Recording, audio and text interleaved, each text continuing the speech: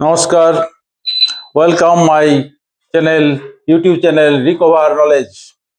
এই চ্যানেলে বিভিন্ন ধরনের এনএম জিএনএমদের প্রশ্ন এবং উত্তর আলোচনা করা হবে এবং ক্লাস 6 to 10 পর্যন্ত সকল ছাত্রদের অঙ্ক সম্বন্ধে বিভিন্ন রকম টিপস দেখানো হবে। আজকের টপিকস ভ্যাকসিনেশন। নবজাত শিশুদের জন্মের 24 ঘন্টার মধ্যে 3 ধরনের ভ্যাকসিন দেওয়া হয়: পোলিও, জেরোডোজ, হেপাটাইটিস বি এবং বিসিজি। পোলিও রোগের জীবাণুর নাম পোলিওমাইলাইটিস।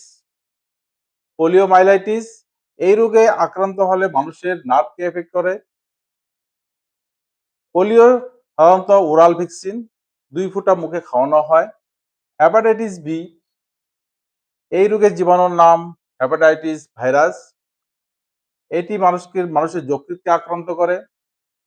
বিসিজি অর্থাৎ যক্ষ্মা রোগের প্রতিষেধক। এই রোগে আক্রান্ত হলে মানুষের ফুসফুসকে আক্রমণ করে।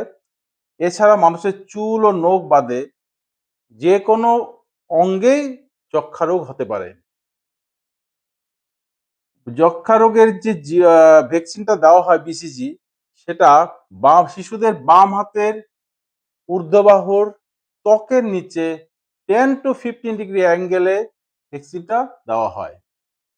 আর হেপাটাইটিস দেওয়া হয় পায়ের উরুতে, ঊর্ধ্ব উরুতে।